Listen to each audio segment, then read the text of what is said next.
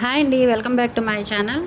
గణపతి అనుగ్రహం కోసం మనం ప్రతి నెలలో పౌర్ణమి తర్వాత వచ్చే చతుర్థి నాడు సంకష్టార చతుర్థి పూజ అయితే వ్రతం అయితే చేస్తాం కదండి. అయితే మనం ఎప్పుడు కూడా ఏదైనా పని అనుకునేటప్పుడు మనం మొదటగా చేసేది విఘ్నేశ్వరుడు పూజ కాబట్టి మనం ప్రతి నెల కూడా వస్తుంది. వినాయక చవితి రోజే వినాయక చవితి చేయాలని కాకుండా మనం ప్రతి నెలలో చతుర్థి నాడు మనం ఈ పూజ అయితే వ్రతం అయితే చేసుకోవచ్చండి. అయితే సంతానం లేని వాళ్ళు, అలాగే వివాహంలో ఆటంకాలు, మనం ఏదైనా చదువుకు సంబంధించింది, ఉద్యోగాలకు సంబంధించింది ఏదైనా పని అనుకునేటప్పుడు అది ఆటంకం కలుగుతుంది కదండి. అలా ఏ పనిలో కూడా ఆటంకం లేకుండా, అలాగే మనకి గ్రహ దోషాలు కూడా తొలగిపోతాయండి ఈ సంకష్టార చతుర్థి పూజ వలన, ఈ వ్రతం చేస్తే. అయితే మనం ఇప్పుడు ముహూర్తం చూద్దామండి. ఇప్పుడు స్వస్తి శ్రీ చాంద్రమానైన శ్రీ పరాభవనామ సంవత్సరం జూన్ 2026 జూన్లో మనకి ఈసారి 3వ తేదీన వస్తుంది కదండి.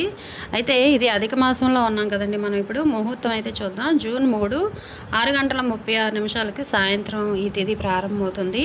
అలాగే జూన్ 4 8:14 రాత్రి వరకు ఉంటుందండి. 8:14 వరకు రాత్రి వరకు ఉంది. కానీ మనం చంద్రోదయ సమయం చూసుకోవాలి ఈ పూజకి. చంద్రోదయ సమయం ఏమో 9:33 3వ తేదీన, అంటే మనం చంద్రోదయ సమయంలో పూజ ఉండదు కాబట్టి, చంద్రునికి అర్ఘ్యం ఇవ్వాలి కాబట్టి మనం జూన్ 3నే చేసుకోవాలండి ఈ వ్రతం. కొత్తగా ప్రారంభించేవారు ఈ నెల నుండి ప్రారంభించుకోవచ్చండి. అధిక మాసం కదా, చేయకూడదు అలాగేమి ఉండదండి. విఘ్నేశ్వరుడు పూజ అంటే ఆటంకం లేకుండా పూజ చేసుకోవాలి. మనమే ఆటంకం పెట్టుకోకూడదు ఎప్పుడు కూడా. కొత్తగా ప్రారంభించేవారు కొత్తగా ఈ నెలలో ప్రారంభించుకోవచ్చు.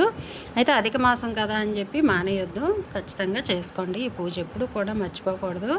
అయితే మనం జూన్ 3వ తేదీన మనం ఈ పూజ అయితే చేసుకోవాలండి. వ్రతం అందరూ కూడా చేసుకోండి, ఎవరు కూడా మిస్ అవ్వద్దు. అలాగే ముడుపు కట్టేవారు ముడుపు కట్టచ్చండి. ప్రతి నెలలో కూడా ముడుపు కట్టాలంటే ప్రతి నెలలో కట్టుకునేవారు కడతారు, లేదు అంటే ఒక్క నెలలో చేసి ఊరుకునేవారు ఊరుకుంటారు కదండి. అలాగే 21 నెలలు చేసేవారు 21 నెలలు చేస్తారు. ఎందుకంటే ఆ రోజు ముడుపు కట్టి స్వామివారికి మన ఆ బియ్యాన్ని మనం నైవేద్యంగా సమర్పిస్తాం కాబట్టి ప్రతి నెలలో కూడా ముడుపు కట్టి చేయొచ్చు ఓపిక ఉన్నవారు. లేదంటే ఒక నెలలో ముడుపు కట్టి చేసుకొని ఆపేసి తర్వాత యథావిధిగా పూజ అయితే చేసుకుంటే సరిపోతుందండి. వ్రతం ఆచరిస్తే సరిపోతుంది. ఉపవాసం ఖచ్చితంగా ఉండాలి. అలాగే స్వామివారికి పసుపు గణపతిని కూడా చేసి మనం పెట్టుకొని పూజ అయితే చేసుకోవాలి. ఈ వీడియో నచ్చితే లైక్ చేయండి, షేర్ చేయండి, సబ్స్క్రైబ్ చేసుకోండి.